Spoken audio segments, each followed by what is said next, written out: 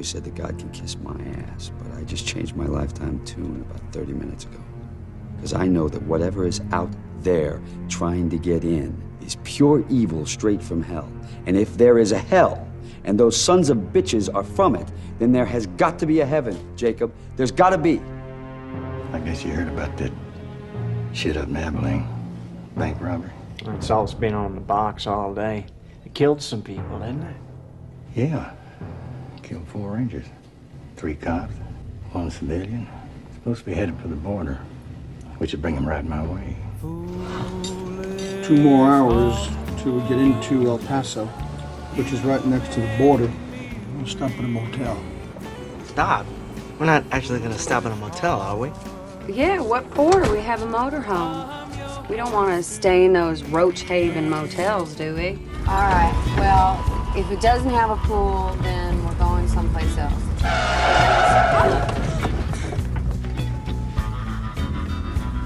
Jeez, what is this guy's problem? No idea. We'll go to the border, check things out. I'm gonna call Carlos, try and arrange some sort of a rendezvous. I don't know what. Did you see if you could arrange a better deal than 30%?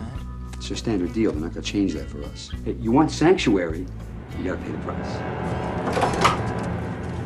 Hi. What is this? It's called a punch. My brother and I were in a little hot water. I'm gonna need your assistance. If you want the motorhome, just take it and get out. The only things that I care about are me, that son of a bitch back there in the back, and our money. So you help us get across the border without incident. You stay with us through the night without trying anything funny, without trying to escape. And in the morning, I'm gonna let you guys go, all of you. Okay, troops? It's the home stretch. Here's the deal. This place closes at dawn. Carlos is gonna meet us here sometime before dawn. Now we are gonna go in there, we're gonna take a seat, we're gonna have a drink. We're gonna have a bunch of drinks. So if everybody just keeps playing it cool, and I'm talking to you too, Richie, then everybody's gonna get what they want.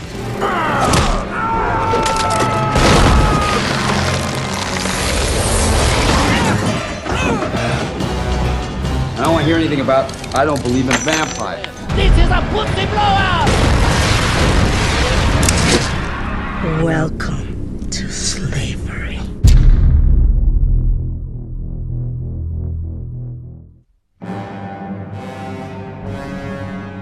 From Dusk Till Dawn hit the big screen the 19th of January 1996 in the USA and was released throughout the year across the world, getting its UK premiere on the 31st of May. Produced on a modest budget of $19 million, it made $25 million in the USA.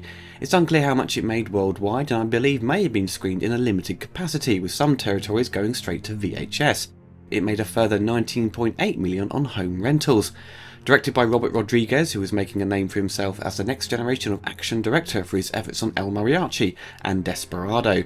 He brought along his slick style, fast-paced editing and Academy Award-winning writer Quentin Tarantino, who delivered his signature rich dialogue-laden moments to give audiences a movie with 2 halves, resulting in a heist movie that descends into an over-the-top vampire gore-fest. Young audience members loved the mix, but older viewers and critics preferred its more serious start, with the Gecko brothers on the run and cared less for its horror elements. Even though it wasn't a huge hit, it brought George Clooney plenty of attention and kick-started his feature film career. It luckily found a bigger audience on VHS and Laserdisc, and became a cult classic very quickly. Miramax jumped at the chance to capitalise on the film with 2 sequels for the direct-to-DVD market, and 18 years later a TV series was produced which lasted 3 seasons. The sequels and TV show will be discussed later in the video. The script of the film originally came as a 5-page outline written by makeup and effects expert Robert Kurtzman from the K&B EFX group. He had worked with Tarantino on Reservoir Dogs. He pitched his idea to him and got him to write a script based on his pitch and paid him $1,500.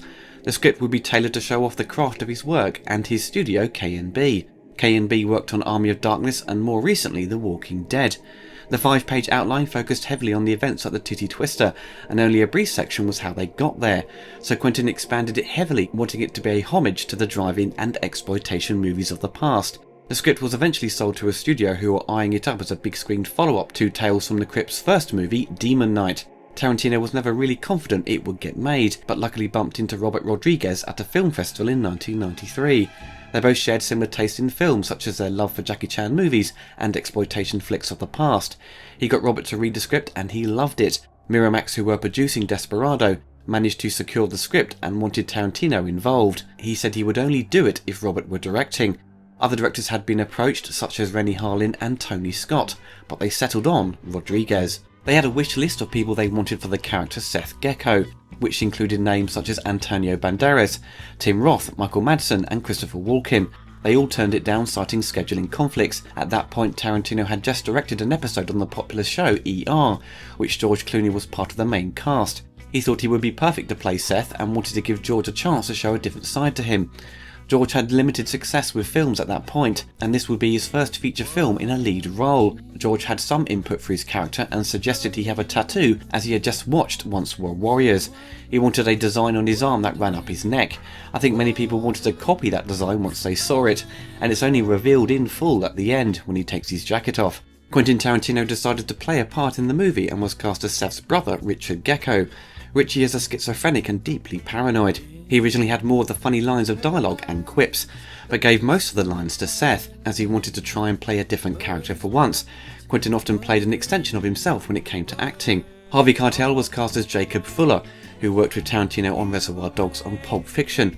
Jacob is an ex-preacher who has lost faith in God due to the death of his wife. Harvey is barely recognisable at first with the beard and glasses and hat. The character he was playing was radically different to the other roles he was known for. Juliette Lewis, who had already had great success as an actor with the critically acclaimed California, Natural Born Killers and Strange Days, plays Catherine, Jacob's daughter. Catherine is a somewhat naive character who doesn't get into any confrontations with the geckos, but comes to Seth's aid when the vampires attack. Julie had taken a break from making movies for 6 months and was friends with Tarantino. She managed to read the script, and with it being an easy role with not much dialogue, she felt it would be a good part, plus she wanted the chance to work with Robert. Ernest Liu was cast as Scott Fuller. Ernest didn't really go on to have an acting career, and this was the only big movie he starred in. I presume he has left the industry. In the audio commentary to the film, Tarantino and Rodriguez don't comment on Ernest and how he was cast, so there is little information on him. You may notice Scott wears a shirt that reads Precinct 13, a nod to John Carpenter's film Assault on Precinct 13. Salma Hayek, who had just starred in Desperado, was cast as the vampire queen, Santantico Pandemonium. Her name came from an old Mexican exploitation movie that Tarantino remembered when he worked at a video store. Salma was apprehensive about taking the role, given that her big dance routine involved a large snake. Salma had a phobia of snakes, but managed to overcome her fears for the dance number. The comic legend Cheech Marin wound up playing 3 different characters in the film: the border guard, the promoter outside the bar, and Carlos, who the Gecko brothers are aiming to meet in Mexico. Cheech got the 3 parts thanks to the line reads during the casting process. He just took on the other characters as no one had been cast to play them. Thus Tarantino and Rodriguez thought it would be a neat idea for him to play all 3 characters. Once the Geckos and the Fuller family enter the bar, we are introduced to Fred Williamson, who plays Frost. Fred is a former professional American footballer. He was a star of the blaxploitation genre and the action schlock series Black Cobra. Makeup effects legend Tom Savini plays Sex Machine. Tom was best known as a makeup artist in horror classics such as Dawn of the Dead and Friday the 13th. I believe around this time Tom was trying to further his acting career and focus less on his makeup background. Tom was the master of using a whip, so when you see him use it, it's all for real. One deleted scene has him take out a glass bottle effortlessly. The gadget he has attached to his crotch was a prop from Desperado. For the smaller roles, a regular of the directors, Danny Trejo playing the vampire barman Razor Charlie. Michael Parks plays a Texas Ranger. Michael was in Tarantino's mind when he wrote the part. Michael from then on would appear in a number of Tarantino's and Rodriguez's films. He sadly passed away in May of this year. John Hawkes plays Pete Bottoms, a liquor store cashier, who appears at the start of the movie. The part was originally offered to Tim Roth and Steve Buscemi, but both turned it down due to their work schedule. Finally, we have John Saxon with a small cameo as FBI agent Stanley Chase. Filming started in June of 1995 and finished in late August. Robert was a fast filmmaker, getting 30 to 40 setups done a day, and crammed 15 weeks of shooting into 10, so it was an intense shoot for the crew. During the production, Rodriguez needed to think of a way to avoid the NC-17 rating, which would kill its box office, so a decision was made to have the vampire's blood be green. The MPAA totally understood what the film was doing and enjoyed the comedy, so they were very fair with the director, insisting that only very minor cuts were needed.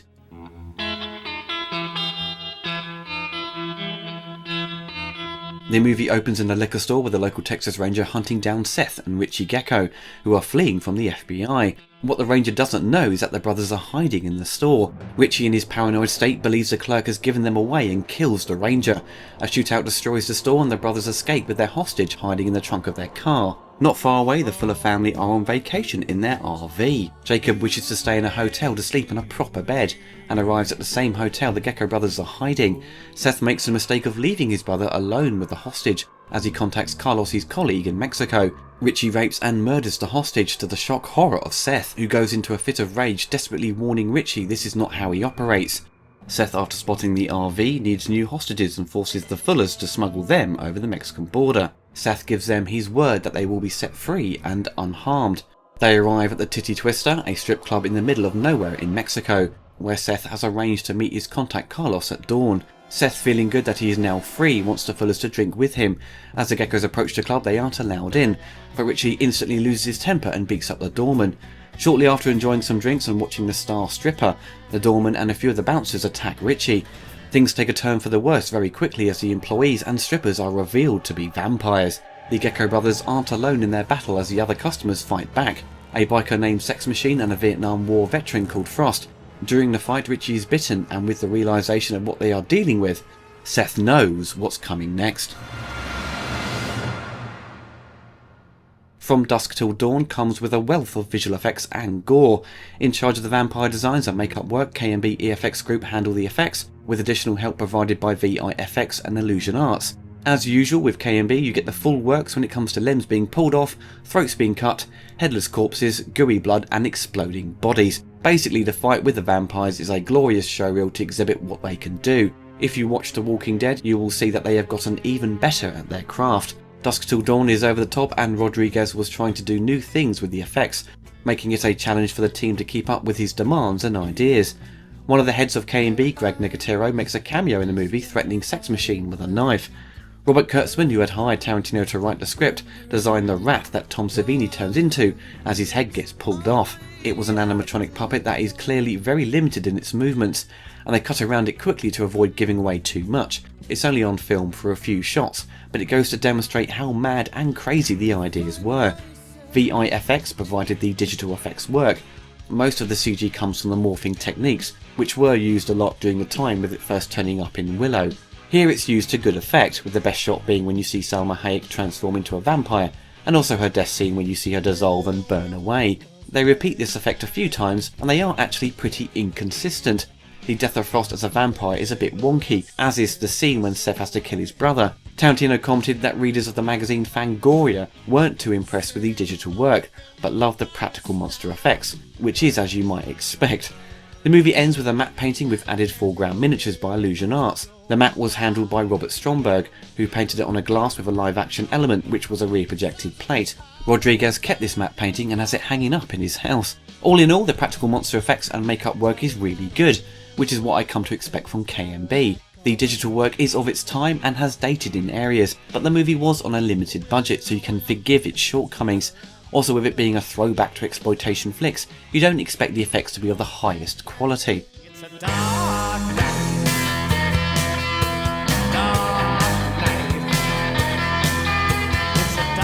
From Dusk Till Dawn comes loaded with tunes from ZZ Top, Stevie Ray Vaughan, The Mavericks, The Leftovers, The Blasters, Jimmy Vaughan, and the Chicano rock band Tito and Tarantula, who appear as the band in the Titty Twister bar, as well as on the soundtrack.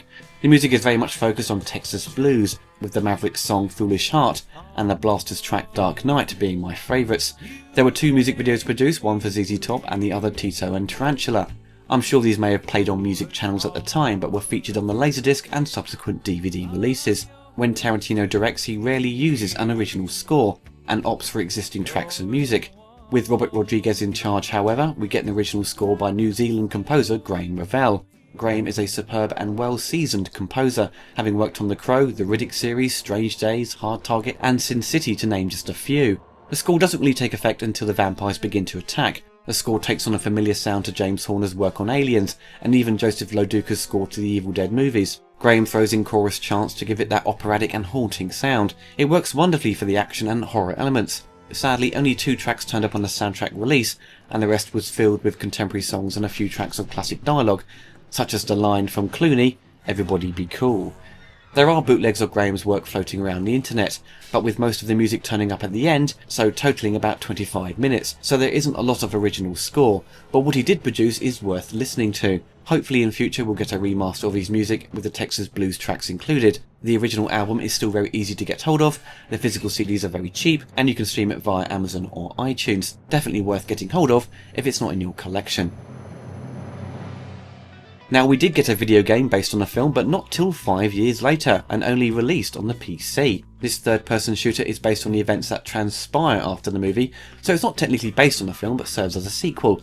Seth Gecko has been charged for the murders of his brother and the Fuller family. He is now an inmate of the Rising Sun High Security Prison, a converted tanker floating off the coast of New Orleans. Vampires infiltrate the prison by posing as inmates and attack and kill the guards. Seth needs to escape, and in order to do so, you have to take out these vampires. So a pretty simple premise. I had no idea that this game existed, but I thought I should check if there was one produced, just in case I made this review and someone says, "Oh, you forgot about the PC game."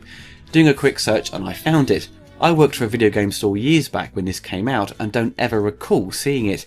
If you look at the graphics, the characters are a bit rubbish, but for the time the graphics engine seems smooth and the details of the levels seem very acceptable. It's adequate for its time. Looking back through old reviews, the scores were average on this game. Complaints of sluggish controls and a weak story, but ultimately not a bad game. If you've never played this before, it's not going to be a hidden gem, but if you are a fan of the movies and TV show, then it may pique your interest to play it. That's if you can get your PC to make it work, because it's a 16-year-old game. With this movie being a success on VHS and Laserdisc, Dimension Films wanted to push forward with a sequel. At the time, DVD was increasing in its popularity and had replaced VHS as the dominant format to watch movies on. From Dusk Till Dawn 2, Texas Blood Money would be an early test release for the direct-to-video market. The sequel was released in March of 1999. The plot basically has 5 criminals who get together to rob a bank in Mexico. One of them is on their way to the rendezvous point. He stumbles upon the Titty Twister bar, which is now back in operation and doesn't appear to have sustained any of the damage from the original. It looks a tad cheap inside with its design, and Danny Trejo is back despite being killed in the last one. As the gang get to their meeting point, they attempt to steal the money from the bank while battling the vampires. Reviews at the time labelled it as goofy, cheap and half-baked. I was quite excited to see the sequel and watched it soon after its release. I found it incredibly dull. It's got some cool actors in it, such as Robert Patrick and a quick cameo of Bruce Campbell, but the script lacks the great dialogue that Tarantino brings and the visual flair of Rodriguez. From Dusk Till Dawn 3, The Hangman's Daughter came to DVD in 2000, I believe shot very quickly after the second film was released. It serves as a prequel to the original movie set in Mexico in the early 1900s. It begins with the escape of Johnny Madrid, a dangerous local outlaw, from the gallows, who then kidnaps the hangman's beautiful daughter Esmeralda, with a little help from his friend Reese, a female outlaw from the US. With the hangman and his local posse on their trail, Johnny meets with his gang. As night falls, all parties coincidentally seek shelter in an isolated inn, which is run by vampires. Esmeralda is revealed to be the half-human, half-vampire princess Santantico Pandemonium, whom the vampires want as their heir. Critics weren't as harsh on this new entry, but it certainly wasn't a major improvement. For me, it had a slight edge due to its western setting, and offered a backstory to the vampires and the origins of the Titty Twister bar. In March 2014, the TV series based on the franchise arrived on the El Rey network and Netflix. 3 seasons were produced, totaling 30 episodes. It tries to capture the tone of the first film and introduces new characters and backstories. The first couple of episodes expand on the first half of the original movie, serving as a remake of those scenes. I managed to watch a couple of episodes and didn't think it was that bad. It's well shot and captures the photographic style of the first movie. It's strange seeing the Gecko brothers in smart suits. It just made me think of the Krays. I haven't had a chance to watch the remaining episodes of season 1, but I enjoyed what I've seen so far. Many reviews say it gets better halfway into the series, and being commissioned for 3 seasons, it certainly found its audience. It was received better than the direct-to-DVD sequels, so if it tickles your interest, it is still available on Netflix. I saw From Dusk Till Dawn when it hit VHS. I had no idea what the film was about. I hadn't seen any trailers, and with it being an 18-rated movie, it certainly wasn't on my radar to see at the cinema. One of my old friends from school was big into movies, and at a young age he had a subscription to Empire magazine, so he was quite clued up on what to watch. He managed to get the VHS, show me the film, and it became one of my favourite movies during my teenage years. I still think it works extremely well to this day.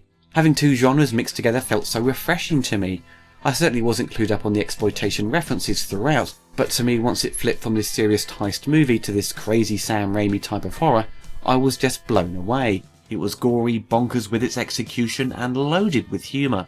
Being 15 years old at the time, I felt like this was the right age to see it. I was so happy come late 1999 when I was studying film and TV, as my interest had moved on to film.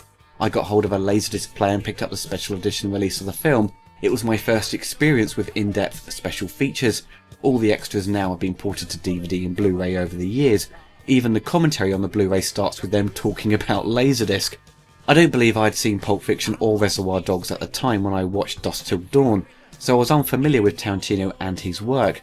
My teenage years were more focused on video games and less so about movies, so Dusk Till Dawn was my introduction to Quentin and his style of writing. His dialogue was witty, rich, engaging and funny.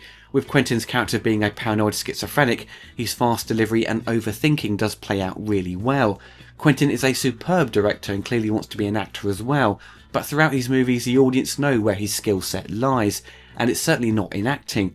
He's not awful by any means. I think he probably did his best work in this movie. You get the impression he is really putting all his efforts into this part. Richie is written to be a horrible person. We witness the dark side of him and it's disturbing. We are shown very early on the different attitudes the brothers have towards their business and how they operate. It's very much like Seth lets Richie tag along because he is family, but detests what his brother does. Richie is mentally ill, but you get the impression that Seth thinks he can take care of him and feels responsible for him. I suppose he's blindsided by his love for his brother. The Geckos are not rogue characters, they aren't good guys who step outside the law, and it's pretty clear where they stand in society. But because of their performances and the dialogue, you are interested in how things are going to pan out for them. It's that typical villain trope. The bad guys on film are often more interesting than the clean-cut good guys. Once the brothers get into Mexico, Richie has less to do and say. We see him become a vampire, but beforehand he has little to no dialogue. Tarantino, as we all know from interviews and listening to him on commentaries, he is a motor mouth and always has something to say, so having his own character but with little words was surprising. I found out while listening to the commentary to the film that Tarantino realised that he hadn't given himself anything to say, but couldn't be bothered to rewrite the whole scene and just let Harvey and George take over and discuss their issues with each other. At the time, George Clooney was well known for his role on ER, and I was aware of him as he had just starred in Batman and Robin when Dusk Till Dawn came out on VHS, but this movie was my first real experience of witnessing his acting chops, so to speak. I avoided Batman and Robin at the cinema due to its bad reviews. When you see him perform as Seth, you can see that he is a superstar and a high calibre actor. He does the comedy moments with ease and strikes that balance of the hard-edged character that Seth is, and nails it perfectly. There isn't one thing that you can fault with his performance.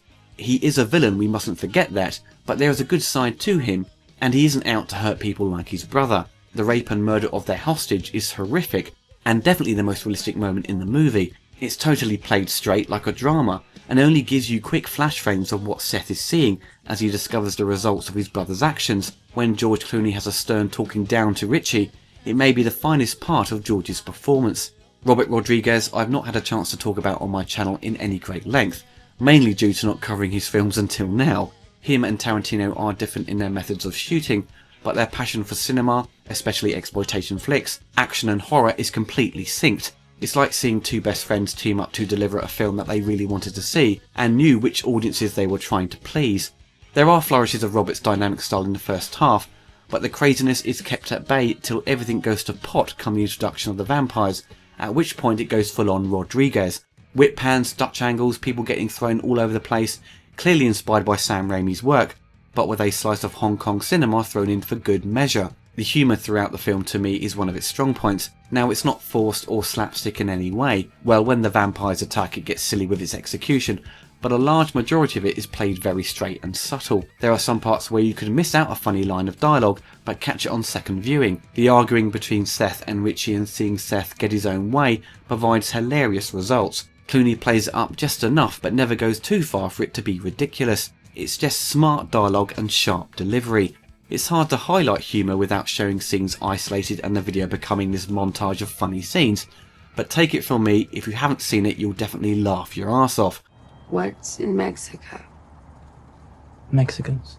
In addition to the comedy, there are still great character moments, even when everything descends into chaos in the third act. For example, Seth needing to persuade Jacob to believe in God once more, because as the vampires come from hell he figures there must be a heaven and thus he needs the help of someone on God's side.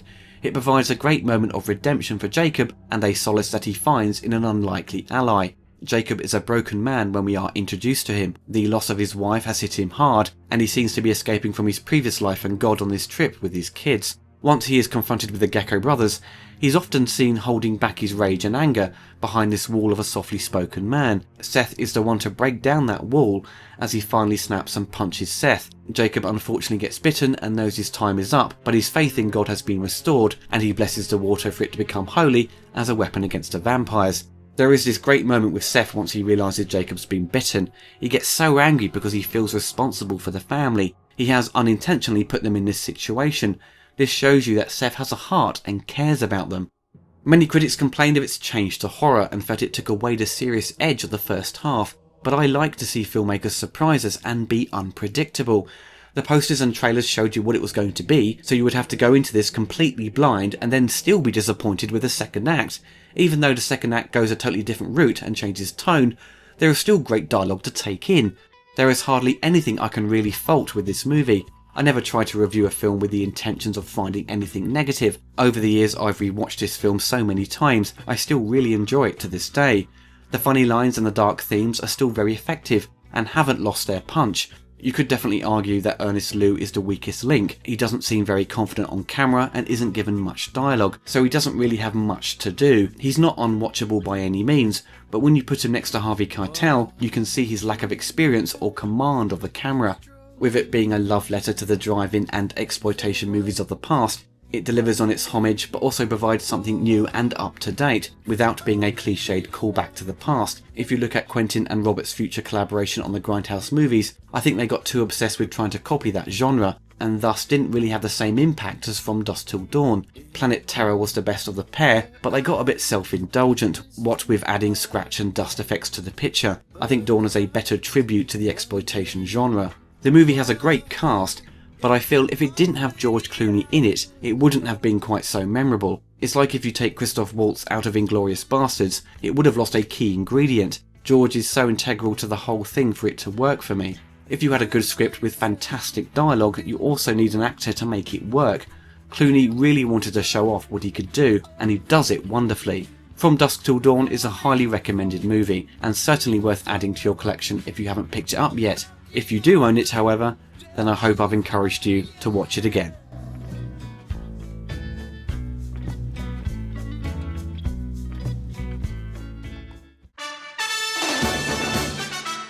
I hope you enjoyed the video. Don't forget to click the like button and hit the bell to be notified of my latest reviews. Big thanks to my patrons and YouTube members for supporting the channel. If you want to get involved and gain access to exclusive videos and take part in Q&As, follow the link below.